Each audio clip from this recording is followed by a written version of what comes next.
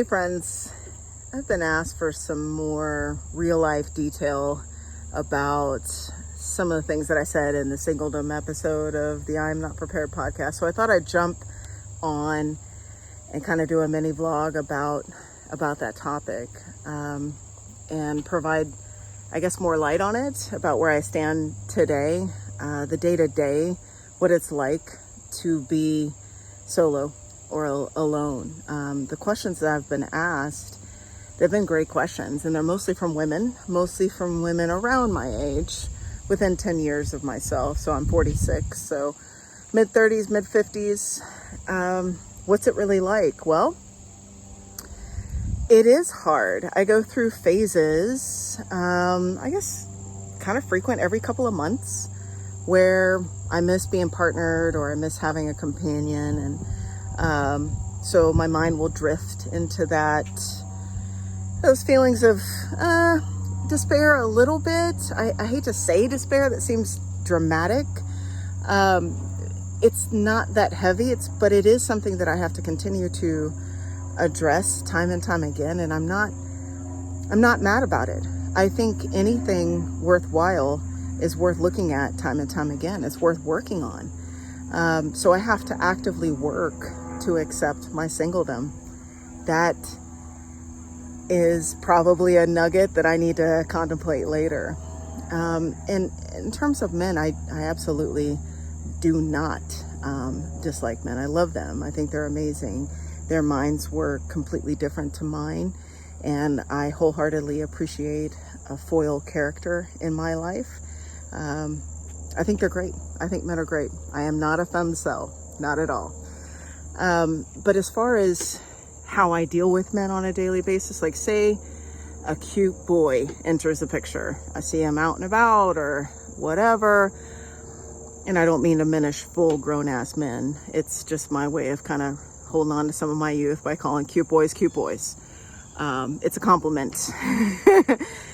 You know, for me, a cute boy is a cute boy, and he stays there in my mind. I may shoot my shot with that cute boy, but I'm not emotionally attached to the outcome. The reason is I've been rejected quite a lot in the last 5 years that I've been, almost 5 years that I've been single, and over 2 years celibate. That's a personal choice. I've been rejected quite a lot, and looking inward, I know that I've put way more attachment on a man that I'm interested in, or to whom I'm interested, prematurely. I think it's my humble opinion that women are prone to do that, right? We emotionally attach or invest in someone without really, I'm like, let me not speak for all women, right? But it's not uncommon to be invested and attached to a man that has not invested or attached to me, right? So I stopped doing that. I can still appreciate a cute boy. I think as humans, it's nice to be complimented. So within reason, I will tell a cute boy they're cute. I'll tell a woman she's great looking too. I'm not attracted sexually to women, but we all could use a little boost, right? And it kind of ends there. So I stopped doing some of the things that were hurtful to myself. The men didn't do that to me. Rejection is rejected. Rejection is rejected. We all get rejected, right? For me, it just happened a lot. And so I backed way off from shooting shots. I completely stopped actively trying to seek out a partner. What happened for me is I met yet another man about this time last year. And he was, I'm not kidding, the most attractive man I've seen in real life to me, right? And we had begun this platonic relationship.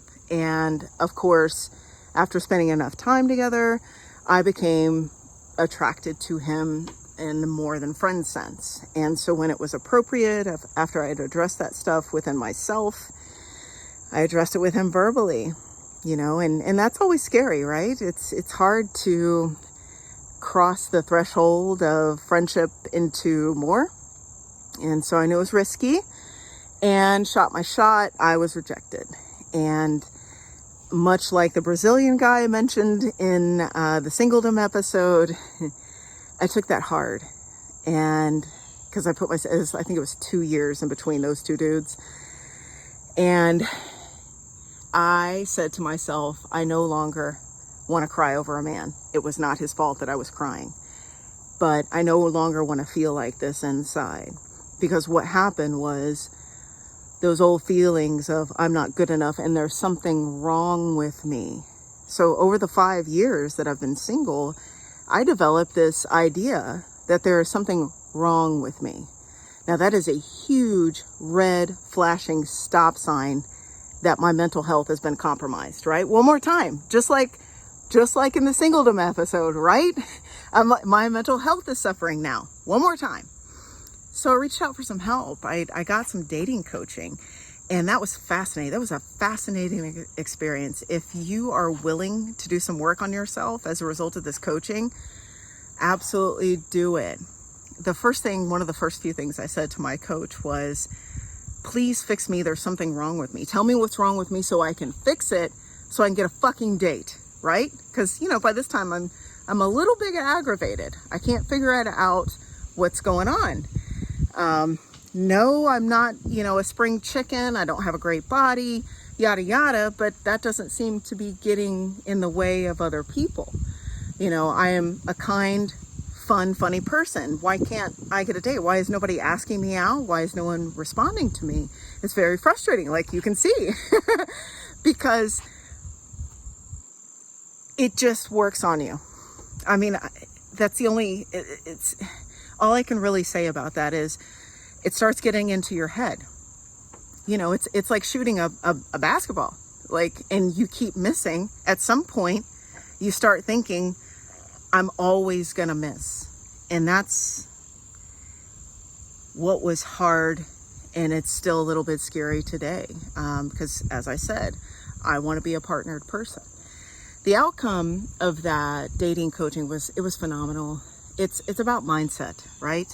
A lot of what I do is about mindset. And I came away from that experience deciding that I didn't want to actively date still, but I will always remain open to the process. So it's not like I'm ever going to tell a guy I'm attracted to no, right? For me, it's just simply meeting someone who is attracted to me. It's mutual, right? So I've been asked out before, but knowing myself, I knew that this is not going to be, I don't see this as a match. So I have declined a date or two, maybe in the last 5 years. I might have declined 2 dates because it was really clear without spending a whole lot of time together that not a match. That's the thing about over 40 women. We know ourselves. And unfortunately, there's some tropes about the 40 plus women. A lot of them are true. Now that I've arrived in this place, a lot of them are true. We tired of bullshit, and we don't put up with any. But the same could be said for men and others. People are just tired of bullshit, period, and I don't have time for that in my life. As I said in the episode, if my only choice is to be unhappy or single, I'm going to choose fucking single every time. But I don't believe, as I said, that that's the plan for me in my life. So yeah, it's hard. I don't hate men at all. I love them. They've made great contributions to society. There's a lot of cute ones out there. I mean, I'm not going to lie. There's a lot of cute dudes out there, and I'm going to keep shooting shots. I just don't invest. And I used to think that was the key, is if I showed somebody how much they meant to me, then, they would respond in kind. And unfortunately, they don't, sometimes. They don't sometimes. In my case, they don't most of the time. That doesn't mean there's anything wrong with me. It's just I haven't found my match yet. Like, I haven't found my match. And unfortunately, I haven't had a lot of opportunity to practice either. But while it is hard for me, I still remain hopeful, because honestly, I'm too good to be single. Like,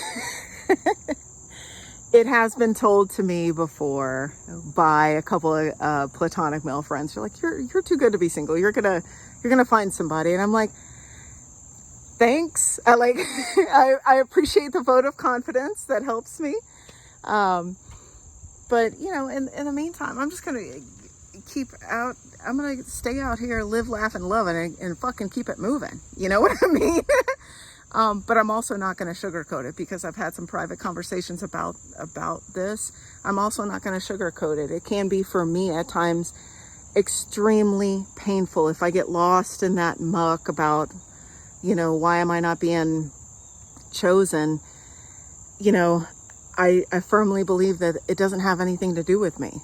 I'm willing to look at myself. I'm willing to change my behavior as needed. If there's something I don't like about myself and it needs to be changed, I will change it.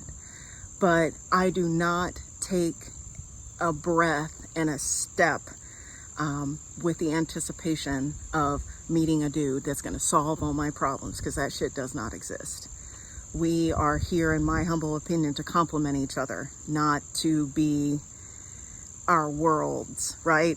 The world does not revolve around me. It's been made abundantly clear to me. So, you know, single, hopeful. There's a whole lot of life to live. You know, I'm in the second half of my life, I guess, theoretically. I have no idea when this whole shit house is going to burn down. I have no idea, right? I have no idea when my last day is. But I can say for quite some time now in my single life that if for some reason I passed away today, I'm good. I'm honestly good with that. I've tried my very best to make a positive contribution. The people in my life to whom I am close, they know that I love them. I hope they know that I love them. But I'm pretty sure they know that I love them. And that's what matters. The rest is really just icing. I have my health. It's a beautiful day outside. And I'm going to keep on going. Talk soon.